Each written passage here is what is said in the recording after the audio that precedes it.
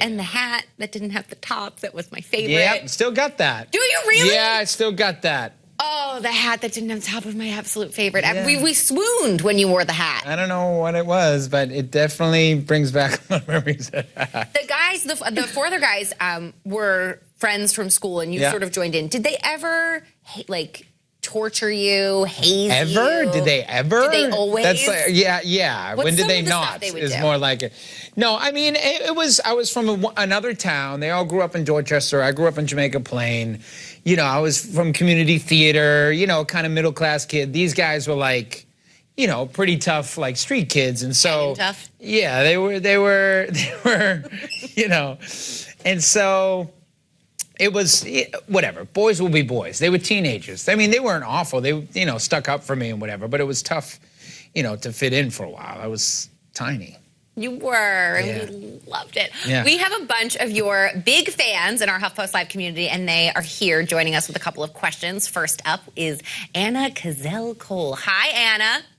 Hi. Hi. You are on so with cool. Joey. Hi, Joey. Hi.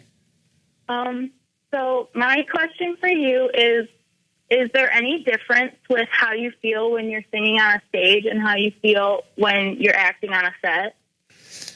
Yeah, I mean, it's equally as thrilling. The cool thing about a multicam sitcom is you have a live studio on it, so we get to shoot it every Friday. And you just have the feeling that everybody in that room, who's working on the show, has wanted to do this their whole life, you know. And it's very exciting, and a joke works, and you do a scene and you do a take, and then they come in with these new lines that you haven't heard all week, and you get to try those out, and you wait for the laugh, and that studio audience and that reaction you get is thrilling. But there's nothing like singing your heart out for 15,000 people in an arena. It's like it's as good as everyone thinks it might be. So I get to do both. That's awesome. Hopefully for a lot longer. Lucky you. Yeah. Something I distinctly remember from the New Kids on the Block concerts back in the day. Mm-hmm. There was always one lucky girl that would get pulled. The cover girl. The cover girl. For Donnie. Yes, Donnie was in the cover girl. How did the lucky girl get chosen? I don't know. Donnie has a certain thing, a certain Were they way about it. I always wanted to be the cover girl. Yeah. I know. I'm sorry. Was there like a raffle that people missed out on? Now Donnie, well, no, it's not on CoverGirl, actually. For a while, Donnie was like literally like making out with girls the last tour. And it was right before he met Jenny and got married. So I don't think he's doing that. And as a fellow dude, I'm like, thank God, because he would just be swapping spit with these girls in the middle of a song, you know? But that's love, right? That's love. And the girls were happy, and everyone would just look at this jumbo screen and be like, oh, you know, it's kind of a mixed reaction. But he's a lover. He's a lover, that guy. Back in the day, they were little girls, and he would bring them on and be sweet, and it was nice. And, yeah, everyone wanted to be the cover girl, but... Not everybody got that chance. Sorry. Who was the biggest playboy in the group? Playboy? Ladies' man. Well, you know, I was a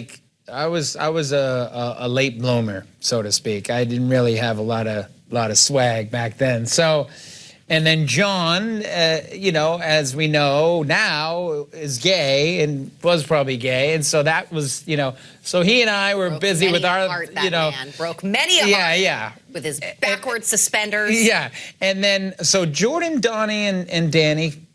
You know, had some good times there, I'm sure. Yes. They were teenage boys and the biggest group in the world at the time. With literally girls throwing themselves at them. Yeah. Everywhere they went. Yeah. Must have been nice. I want to also bring in Jessica Lynn Jimeno with us. Hi, Jessica. Hi, Caitlin. Hi, Joey. I love your t-shirt. Yay. So, my question is, I started this group called NKOTB Prayer Circle on Facebook, and it's a bunch of fans. We share our lives, pray for each other, and we pray for the band. So, Joey, I know that the New Kids pray before every show. How did that tradition get started? Oh, I don't know. I mean, we used to sing warm-ups and like gospel songs before the show and have fun that way and get going. I don't know. I just think it's a nice way to connect with our crew too, parts of our crew and our security guys and production crew before the show, and we grab hands, and it's all denominations, all connections with higher power and God, and just coming together and just being grateful really for the opportunities that we get to go out there and have some fun. And so yeah, keep praying. I'm glad you guys are connecting. And now I want to bring in Melissa Flack is also with us. Hi, Melissa. Hi, how are you? Thank you so much for joining us today. Thank you for having me. I know you have some questions. Yes. Joey, do you think any of your children will follow in your footsteps, and would you want them to? I think so. I think they probably will. My son Griffin, who's my oldest, he's got it in his genes. So he's loves to sing and perform and dance, and his little sister is. My middle kid Reese he's more the outdoorsy, getting dirty, getting in there kind of a kid. So I don't know what his path is going to be, but yeah, and I wouldn't mind if they're in it in this business. It's you can't think of the numbers and how hard it is to make it. I think the only thing that I was lucky is that I didn't, I got, I was able to have money to support my art through the downtimes. And I think my kids are going to have to realize that, they might have to live in a little studio closet apartment in New York City and pound the pavement. And as long as you can eat and have a roof over your head, that's pretty cool, and that's part of it's not all rosy and happy all the time, but nothing is in life. You got to go up and down, and I'm anxious to see, not anxious, but looking forward to see what they're going to be doing. Do you bring them on set with you? Yeah, the set, the way we shoot is tough, but they're on tour with us, and they get up there and they love being a part of it, and I love having them there.